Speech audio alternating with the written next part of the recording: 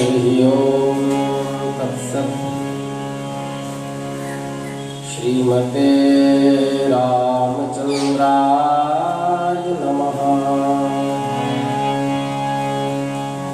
श्रीमते रामानंदाचार्याय नमः।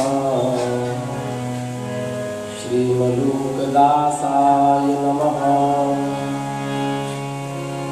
नमः परमहंसाय स्वादित चरण कमल चिन्मकरंदाय भक्तजनमानस निवासाय श्री रामचंद्राय।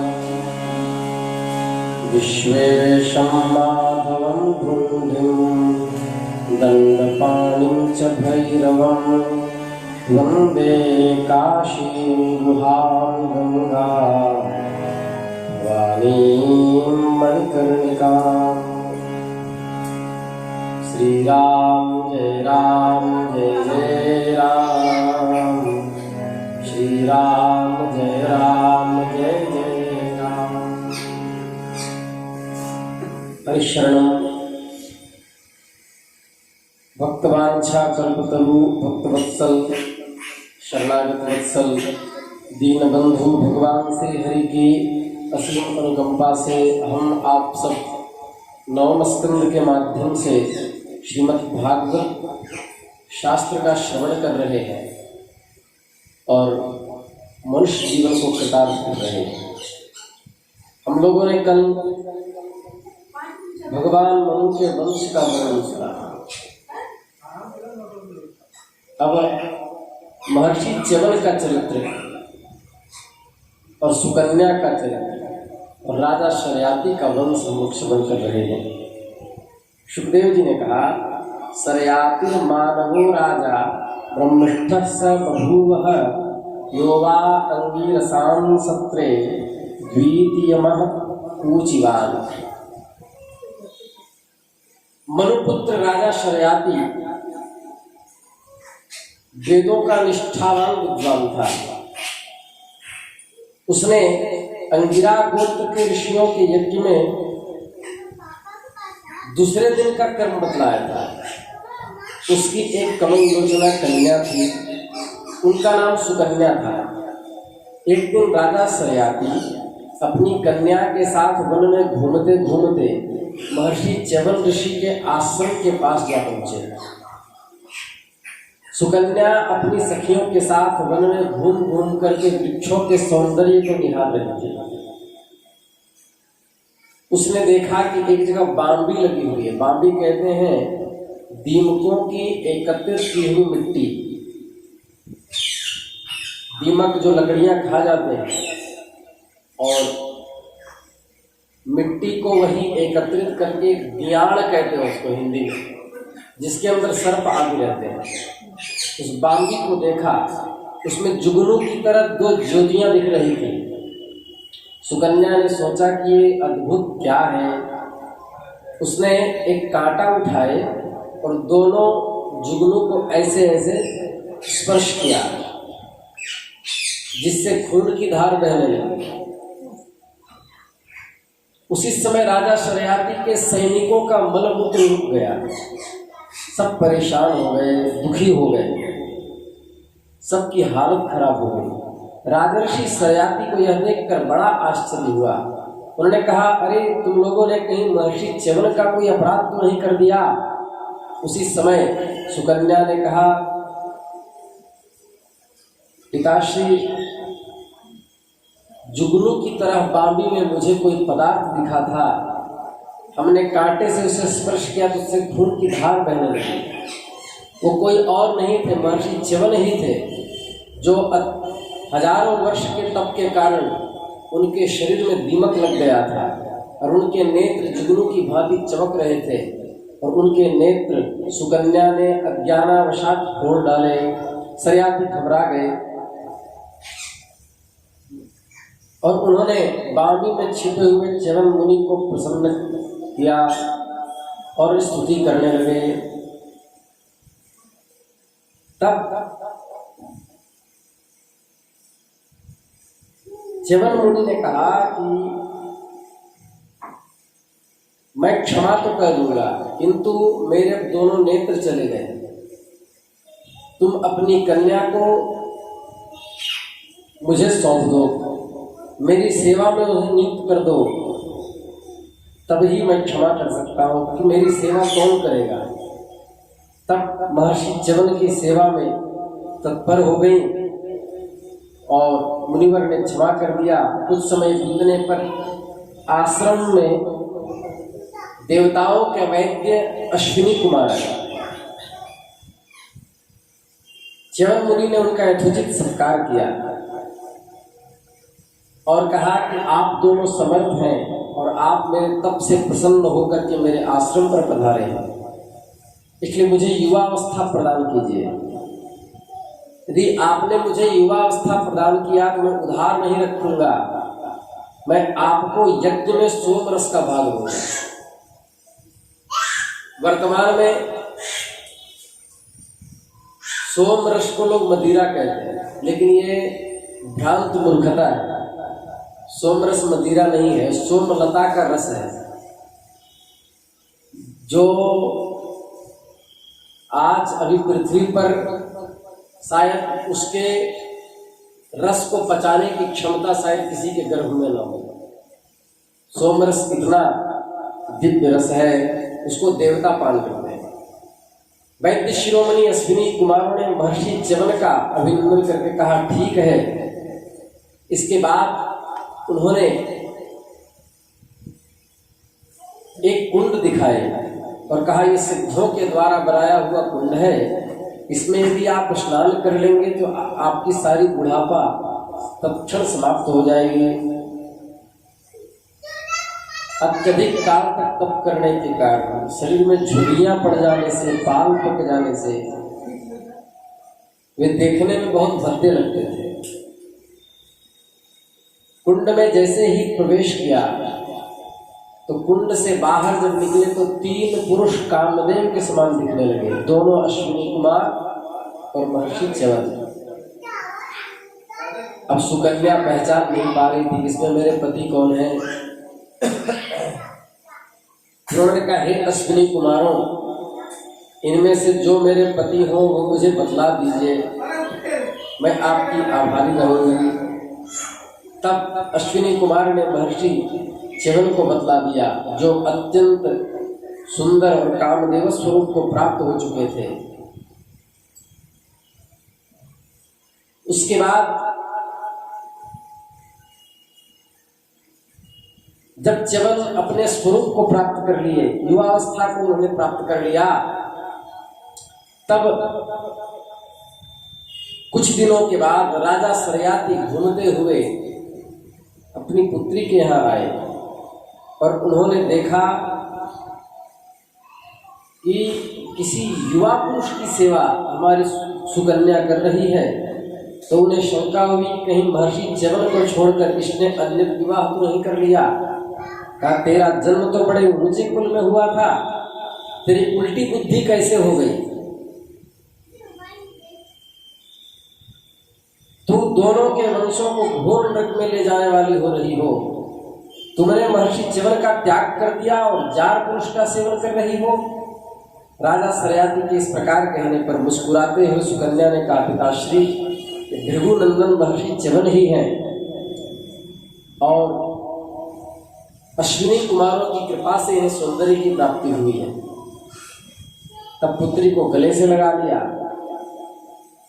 इसके बाद सोम यज्ञ का अनुष्ठान महर्षि च्यवन ने किया और उस यज्ञ के जो हवि भाग थे,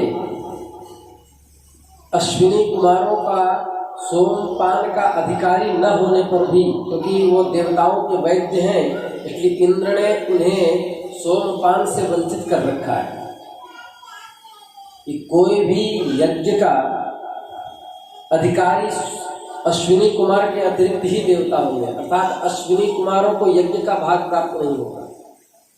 तो जैसे ही अश्विनी कुमार को सोमपान कराया, इंद्र बहुत जल्दी क्रोध कर बैठते हैं, उनसे सहा न गया तो चिढ़ करके शरयाती को मारने के लिए वज्र उठाया महर्षि च्यवन ने वज्र के साथ उनके हाथों को स्तंभित कर दिया, रोक दिया और कहा, देवराज इंद्र, ये मेरा संकल्प है, इसलिए यदि आपने यह दुस्साहस किया और अश्विनी कुमारों का भाग छीना तो आपका हाथ अपंग हो जाएगा। इंद्र मान गए। इसके बाद परीक्षित सरयाति के 3 पुत्र हुए, उत्तान, बरही, आनर्त और भूरिश्रेण।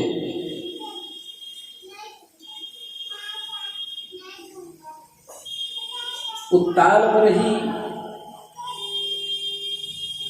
और आनर्त जो द्वितीय पुत्र है, इस द्वितीय पुत्र आनर्त से रैवत हुए। रैवत में समुद्र के भीतर कुशस्थली नाम की एक नगरी बसाई थी। उसी में रहकर वो आनर्त आदि देशों का राज्यकाज संभालते थे।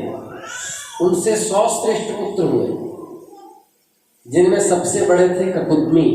ककुत्मी अपनी कन्या रेवती को लेकर उसके लिए वर पूछने के उद्देश्य से ब्रह्मा जी के पास गए कि इसका कोई उचित वर बता दिया। हम लोग रिश्ता आदि तय धरती पे करते हैं।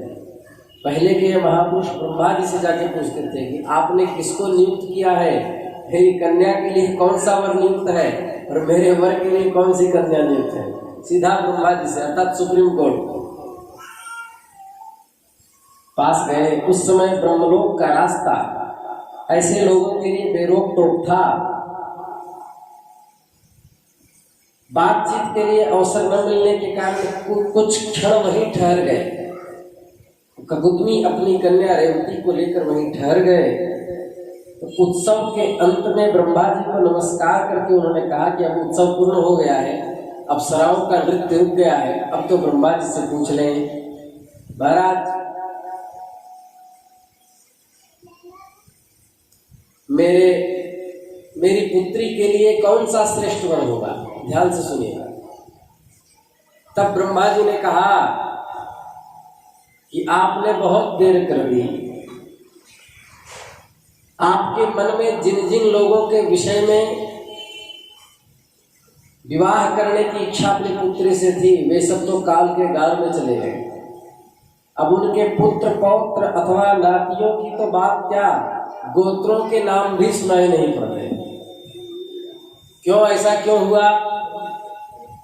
क्योंकि ब्रह्मा जी के यहाँ एक क्षण धरती पर के कितने युग बदल जाते हैं और कुछ क्षण वहां ठहरना मतलब कितना कुल समाप्त हो गया होगा। इस बीच में 27 चतुर्युगी समय बीत चुका है। ककुत्मी रेवती को लेकर के वहां पहुंचे ब्रह्मलोक में। अप्सराओं का नृत्य हो रहा था। उन्होंने सोचा उत्सव बंद हो जाए तब पूछ लेंगे। उत्सव बंद हुआ, कुछ क्षण बीत गए। कुछ क्षण, एक क्षण होता है 42 मिनट, मैंने 2-3 घंटा बीता होगा।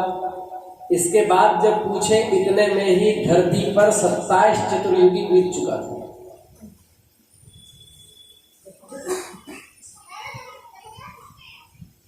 तैंतालीस 43,20,000 वर्ष एक युग होता है, एक चतुर्युग। उसको 27 से गुना करो, कितने हजार वर्ष बीत गए हो। इसके बाद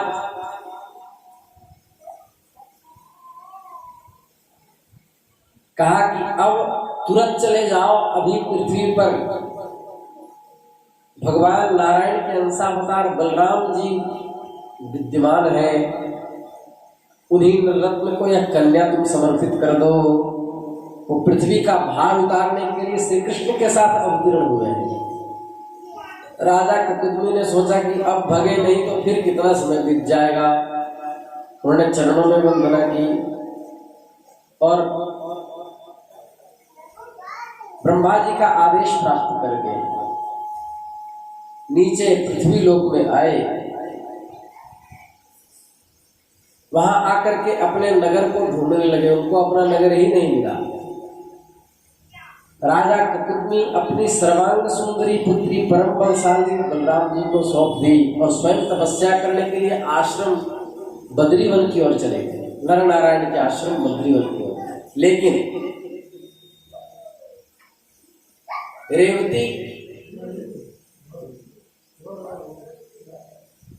रेवती की लंबाई बलराम जी की अपेक्षा कई गुना अधिक थी, क्योंकि वह 27 चतुर्युगी की पहले की कन्या थी।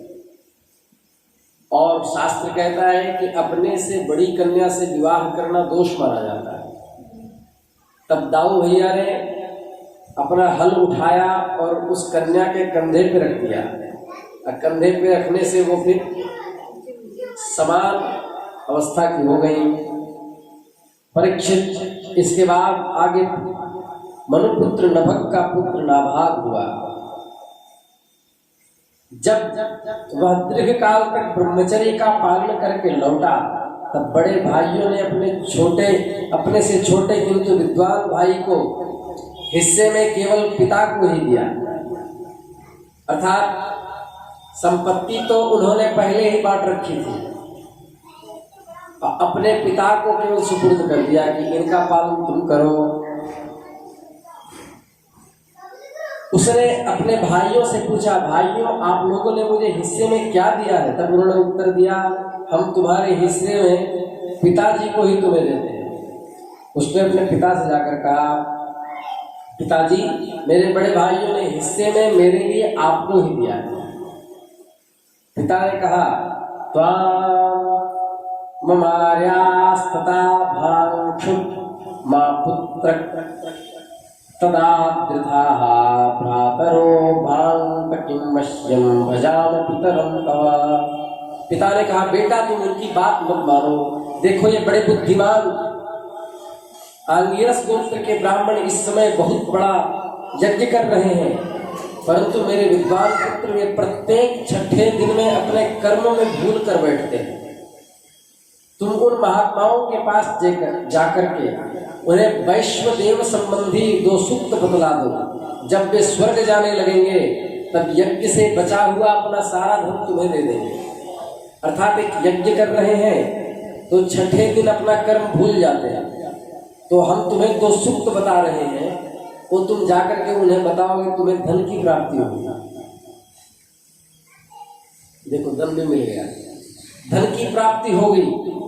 यही है कथा का प्रभाव। तब तुम जाकर के उनसे सारा धन प्राप्त कर लेना। इसके बाद यज्ञ पूर्ण हुआ, उन्होंने 2 सूक्त बता दिए। आंगिरस ब्राह्मणों ने यज्ञ का बचा हुआ धन उन्हें दे दिया, वे स्वर्गलोक में चले गए। जब नाभाग उस धन को लेने लगे तब उसी समय उत्तर दिशा की ओर से काले रंग का पुरुष आया, अर्थात रुद्र देवता आया। उसने कहा, इस यज्ञ में जो कुछ बचा है वह सब धन मेरा है। नाभाग ने कहा, ऋषियों ने यह धन मुझे दिया है, इसलिए मेरा है। इस पर उस पुरुष ने कहा, हमारे विवाद के विषय में तुम्हारे पिताजी से प्रश्न किया जाए। तब पिताश्री ने कहा कि एक बार दक्ष प्रजापति के यज्ञ में, अर्थात नभग ने कहा कि दक्ष प्रजापति के यज्ञ में ऋषि लोग यह निश्चय कर चुके हैं कि यज्ञ भूमि में जो कुछ बचता है वह सब रुद्रदेव का होता है। यज्ञ में यज्ञांश में जो कुछ बचता है वो उसके अधिकारी रुद्र होते हैं। नाभाग ने जाकर उन काले रंग के पुरुष रुद्र भगवान को प्रणाम किया, कहा, तेरा तुझको अर्पण, क्या लागे मेरा, मेरा कुछ नहीं है। हे भगवान, आपके ये अंश हैं, आप रखिए। मुझसे अपराध हुआ, मैं सिर झुकाकर क्षमा मांगता हूँ। ये इस विनम्रता से रुद्रदेव प्रसन्न हो गए और उन्होंने यज्ञ में बचा हुआ मेरा जो अंश है यह धन भी मैं तुम्हें दे रहा हूँ, धन दिया। और धन देने के बाद ब्रह्म तत्व का उपदेश भी कर दिया, अर्थात भगवत ज्ञान उन भक्तों को हो गया, नाभाग जी को हो गया। श्री वृंदावन बिहारी लाल की जय। सुखदेव जी ने कहा, इसके बाद मैं राजर्षि अम्बरीश की कथा सुना। पृथ्वी के 7 द्वीप, अचल संपत्ति और अतुलनीय ऐश्वर्य उनको प्राप्त था।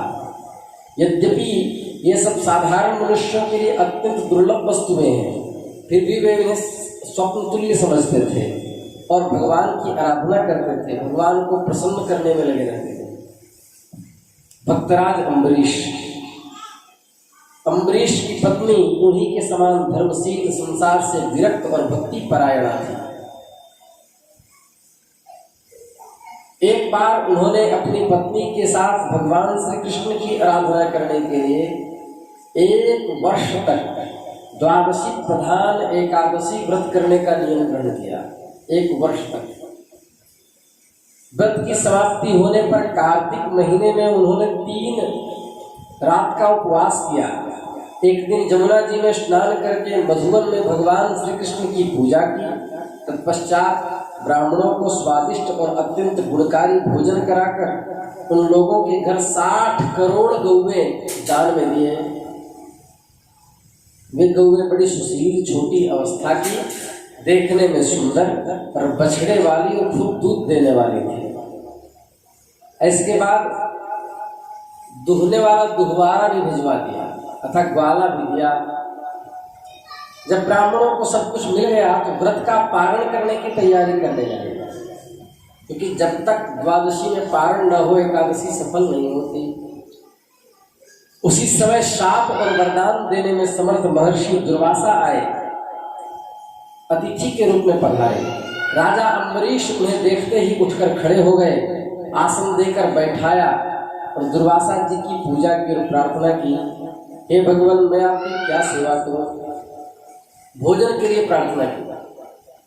दुर्वासा जी ने कहा कि मैं नदी तट पर स्नान करके आ रहा हूं, इसके बाद भोजन करूंगा। द्वादशी में केवल घड़ी भर शेष रह गई, 42 मिनट। तो घड़ी भर शेष रह गई थी, तो अम्बरीश ने सोचा कि समय बीतता जा रहा है, त्रयोदशी में फिर पारण नहीं होता, फिर मेरा एकादशी उद्यापन व्यर्थ हो जाएगा, तब क्या करें? तो ब्राह्मणों से पूछा, ब्राह्मणादिक्रमे दोषो द्वादश्यां यदपारणे यत्कृत्वा साधु निर्भूयात् अधर्मो वा न मां स्पृशेत्। हे भगवान, मैंने महर्षि दुर्वासा को आमंत्रित किया है और वह बहुत विलंब कर रहे हैं, अब हम क्या करें? द्वादशी तिथि समाप्त होने वाली है। तब उन्होंने कहा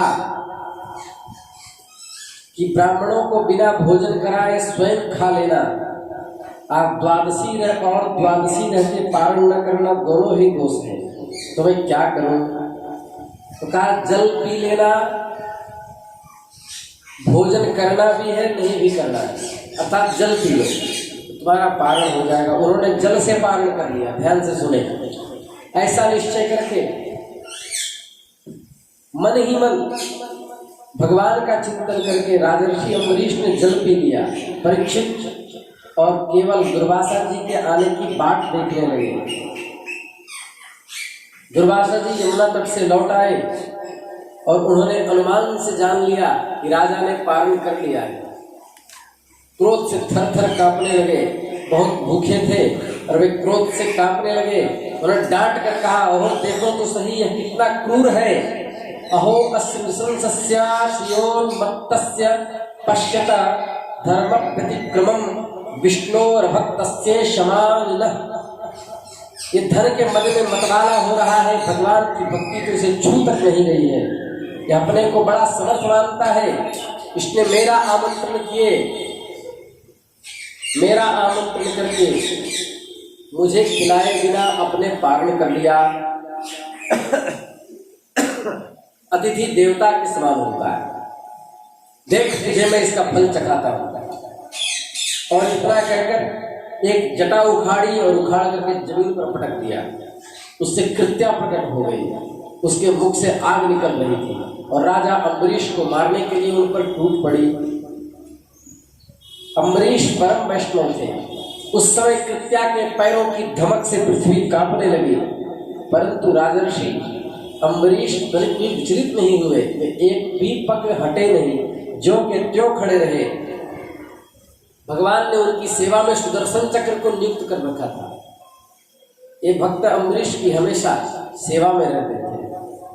तो क्रोध से गुर्राते हुए जैसे सांप को अग्नि भस्म कर देती है, वैसे ही चक्र ने दुर्वासा जी की कृत्या को जलाकर राख का ढेर बना दिया। और दुर्वासा जी ने देखा कि मेरी बनाई हुई कृत्या जल रही है, और सुदर्शन चक्र दुर्वासा जी को मारने के लिए दौड़ा। सुदर्शन चक्र से आग निकल रहा था। दुर्वासा जी अपनी जान बचाने के लिए भागने लगे। जैसे जैसे ऊंची लपटों वाला दावानल छोड़ता हुआ वह भयानक चक्र उनके पीछे पीछे दौड़ने लगा, वैसे ही तीव्र गति से दुर्वासा भागने लगे। चक्र पीछे लग गया, सुमेरु पर्वत की गुफा में प्रवेश कर गया। वहां भी वह दौड़ पड़ा। दुर्वासा जी दिशा, आकाश, पृथ्वी, अतल सुतल लोक, समुद्र लोकपाल, स्वर्ग लोक तक गए, कहीं उनकी रक्षा नहीं हुई। असह्य तेज से दुखी हो गए, कोई रक्षक नहीं मिला। ब्रह्मा जी के पास गए। ब्रह्मा जी ने कहा, स्थानम मदीयम सह विश्वमेतत् क्रीड़ावसाने विपरार्ध संजय भ्रूभंग मात्रे नहीं संधिदक्षो हो कालात्मनो यस्य तीरो भविष्यति। हे भगवान, जब मेरी 2 परार्ध की आयु समाप्त होगी और काल स्वरूप भगवान अपनी सृष्टि लीला समेटने लगेंगे, तब उस समय संपूर्ण समष्टि उन्हीं में लीन हो जाती है। अर्थात मेरी भी कोई ऊंची स्थिति नहीं है, मैं भी उनका अनुचर हूं और उनके आदेश से सुदर्शन आपके पीछे पड़ा है, इसलिए मैं कुछ नहीं कर सकता। दोनों हाथ ब्रह्मा जी ने भी उठा दिए। भगवान महादेव के पास गए।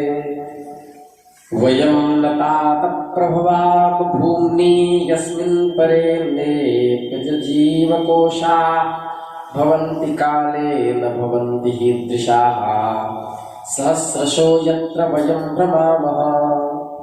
हे भगवान, समय आने पर हमारे जैसे हजारों चक्कर उनके पीछे काटते रहते हैं। उन प्रभु के संबंध में हम कुछ भी करने की सामर्थ्य नहीं रखते। भगवान शिव ने भी हाथ उठा लिए। मैं सनत कुमार, नारद, भगवान ब्रह्मा, कपिल देव, आपन तरतम, देवल, धर्म, आसुरी, मरीचि और जितने सिद्धेश्वर हैं, ये भी भगवान की माया को नहीं जान सकते। अर्थात हमको क्षमा करो। एक उपाय बता देता हूं। आप ठाकुर जी के पास जाओ, तब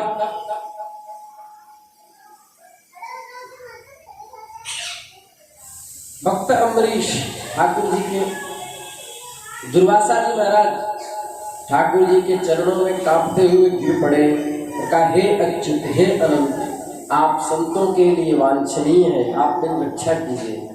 आपका प्रभाव नहीं जानता था, इसलिए आपके प्यारे भक्त का अपराध किया। हे भगवान, आप मुझे अपने सुदर्शन से बचाइए। भगवान ने बहुत सुंदर यहाँ बात की। ठाकुर जी कह रहे हैं, अहम भक्त पराधीनो यस्वतंत्र इव द्विजा साधुभिर्ग्रस्त हृदयो भक्तैर्भक्त जनप्रियः। हे दुर्वासा जी, मैं सर्वथा भक्तों के अधीन हूँ। मुझ में तनिक भी स्वतंत्रता नहीं है। मेरे सीधे साधे सरल भक्तों ने मेरे हृदय को अपने हाथ में कर रखा। भक्तजन मुझसे प्यार करते हैं, मैं उनसे। ब्रह्मन अपने भक्तों का एकमात्र आश्रय मैं ही हूँ, इसलिए अपने साहू स्वभाव भक्तों को छोड़कर मैं अपने आप को भी नहीं चाहता। मैं अपनी अर्धांगिनी लक्ष्मी को भी उतना नहीं मानता। मैं अपने भक्तों को मानता हूँ। मैं भगतन को दास, भगत मेरे मुकुटमणि। जो भक्त स्त्री, पुत्र, गृह, गुरुजन, प्राण, धन, इहलोक परलोक सबको छोड़कर केवल मेरी शरण में आते हैं, उन्हें छोड़ने का संकल्प मैं कैसे कर सकता हूँ? जैसे सती अपने पातिव्रत्य सदाचारी पति को वश में कर लेती है, वैसे ही मेरे साथ अपने हृदय को प्रेम बंधन में बांध के रखने वाले साधु जन भक्ति के द्वारा मुझे अपने वश में कर लेते हैं। सुनिए, मैं आपको एक उपाय बताता हूँ। आपने भक्तापराध किया है और भक्तापराध को हम क्षमा करने वाले कोई नहीं है, मुझ में क्षमा करने की सामर्थ्य नहीं है। आपने भक्त का अपराध किया है तो आपने जिनका अपराध किया है उनके चरणों में लेट करके आपको क्षमा मांगना होगा। महर्षि दुर्वासा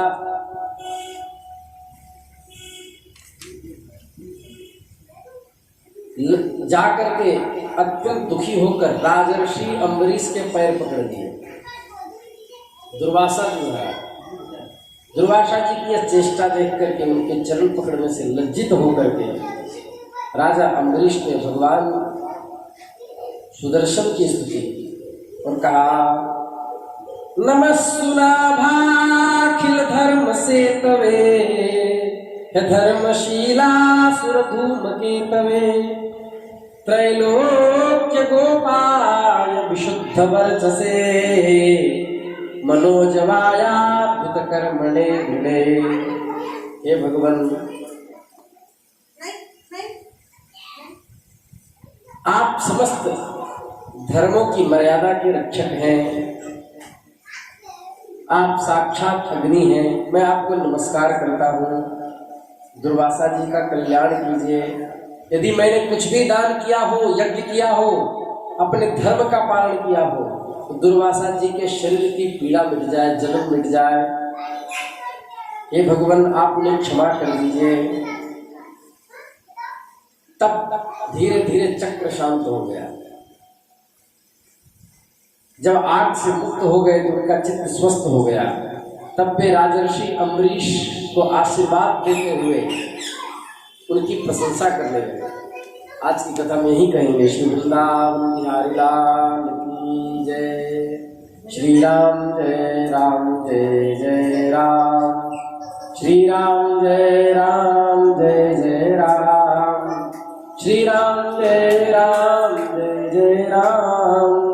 श्री राम जय राम जय जय राम। श्री राम जय राम जय जय राम। श्री राम जय राम जय जय राम। नमः पार्वती पतये हर हर महादेव।